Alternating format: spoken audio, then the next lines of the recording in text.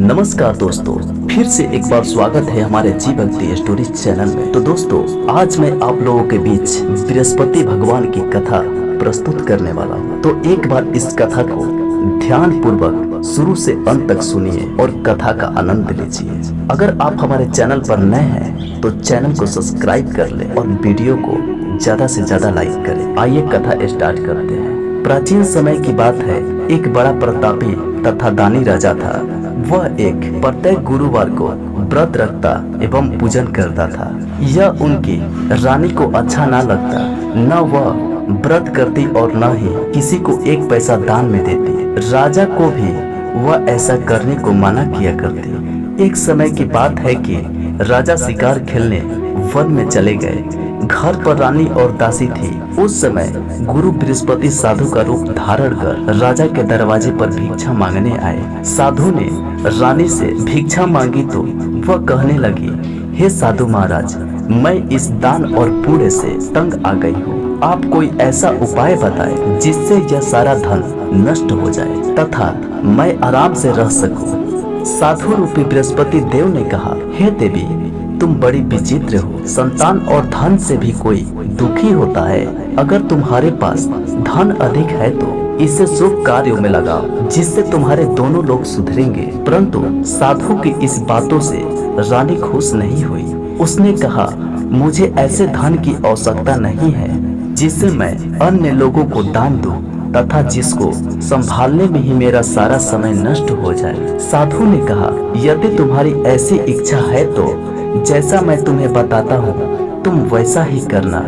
बृहस्पतिवार के दिन घर को गोबर से लिपना, अपने केशों को पीले मिट्टी से धोना, केशों को धोते समय स्नान करना, राजा से हजामत बनाने को कहना, भोजन में मांस मदिरा खाना, कपड़ा धोबी के यहाँ धुलने देना। इस प्रकार 7 बृहस्पतिवार करने से तुम्हारा सब धन नष्ट हो जाएगा।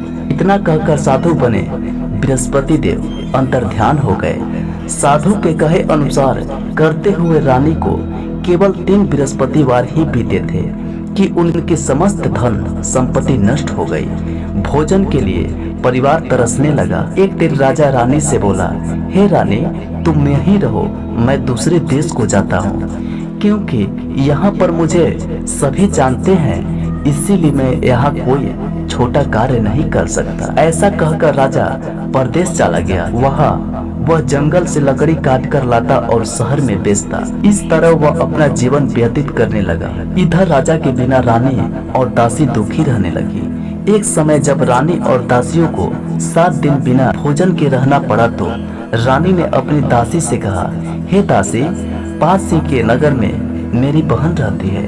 वह बड़ी धनवान है, तुम उसके पास जा कुछ ले आ ताकि थोड़ा बहुत गुजर बसर हो जाए। दासी रानी की बहन के पास गई। उस दिन बृहस्पतिवार था। रानी की बहन उस समय बृहस्पतिवार की कथा सुन रही थी। दासी ने रानी की बहन को अपनी रानी का संदेश दिया, लेकिन रानी की बहन ने कोई उत्तर नहीं दिया। जब दासी को रानी की बहन से कोई उत्तर नहीं मिला तो वह बहुत दुखी हुई। उसे क्रोध भी आया। दासी ने वापस आकर रानी को सारी बात बता दी। सुनकर रानी ने अपने भाग्य को कोसा। उधर रानी के बहन ने सोचा कि मेरी बहन की दासी आई थी, परंतु मैं उससे नहीं बोली, इससे वह बहुत दुखी हुई होगी। कथा सुनकर और पूजन समाप्त कर वह अपनी बहन के घर गई और कहने लगी, हे बहन, मैं बृहस्पतिवार का व्रत कर रही थी, तुम्हारी दासी गई, परंतु जब तक कथा होती है तब तक न उठते हैं न बोलते हैं, इसीलिए मैं नहीं बोली। कहो दासी क्यों गई थी? रानी बोली, बहन, हमारे घर अनाज नहीं था। ऐसा कहते कहते रानी की आंखें भर आई। उसने दासियों समेत भूखा रहने की बात भी अपनी बहन को बता दी। रानी की बहन बोली, बहन देखो, बृहस्पति देव भगवान सबकी मनोकामना पूर्ण करते हैं। देखो, शायद तुम्हारे घर में अनाज रखा हो।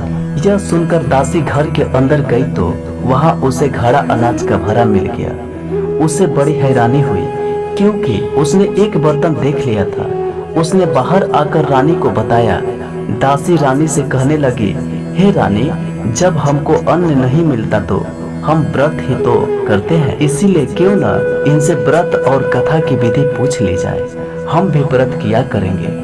दासी के कहने पर रानी ने अपनी बहन से बृहस्पतिवार व्रत के बारे में पूछा। उसकी बहन ने बताया, बृहस्पतिवार के व्रत में चने की दाल और मुनक्का से विष्णु भगवान का केले की जड़ में पूजन करे तथा दीप जलावे, पीला भोजन करे तथा कथा सुने। इससे गुरु भगवान बृहस्पति प्रसन्न होते हैं, मनोकामना पूर्ण करते हैं। व्रत और पूजन की विधि बताकर रानी की बहन अपने घर लौट गई। रानी और दासी दोनों निश्चय किया कि बृहस्पति देव भगवान का पूजन जरूर करेंगे। 7 रोज बाद जब बृहस्पतिवार आया तो उन्होंने व्रत रखा। घुड़साल में जाकर चना और गुड़ बीन लाई तथा उसकी दाल से केले की जड़ तथा विष्णु भगवान का पूजन किया। तब पीला भोजन कहाँ से आए? दोनों बड़ी दुखी हुई, परंतु उन्होंने व्रत किया था, इसीलिए बृहस्पति देव भगवान प्रसन्न थे। एक साधारण व्यक्ति के रूप में वे 2 थालों में सुंदर पीला भोजन लेकर आए और दासी को देकर बोले, हे दासी, यह भोजन तुम्हारे लिए और तुम्हारी रानी के लिए है, इसे तुम दोनों ग्रहण करना। दासी भोजन पाकर बहुत प्रसन्न हुई। उसने रानी से सारी बात बताई।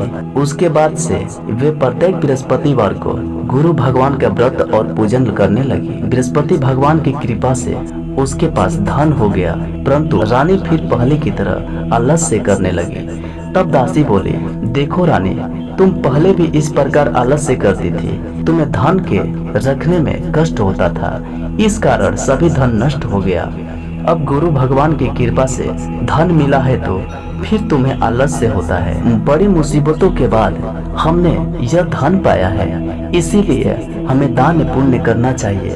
अब तुम भूखे मनुष्य को भोजन कराओ, प्याय लगवाओ, ब्राह्मणों को दान दो, कुआं तालाब बावड़ी आदि का निर्माण कराओ, मंदिर पाठशाला बनवाकर ज्ञान दान दो, कुंवारी कन्याओं को विवाह कराओ, अर्थात धन को शुभ कार्य में खर्च करो, जिससे तुम्हारे कुल का यश बढ़े तथा स्वर्ग प्राप्त हो और पितृ प्रसन्न हो। दासी की बात मानकर रानी शुभ कर्म करने लगी, उसका यश फैलने लगा। तो दोस्तों, आगे की कहानी जानेंगे दूसरे भाग में। अगर आपको यह कहानी अच्छा लगी तो कमेंट में बृहस्पति भगवान का नाम जरूर लिखें। धन्यवाद।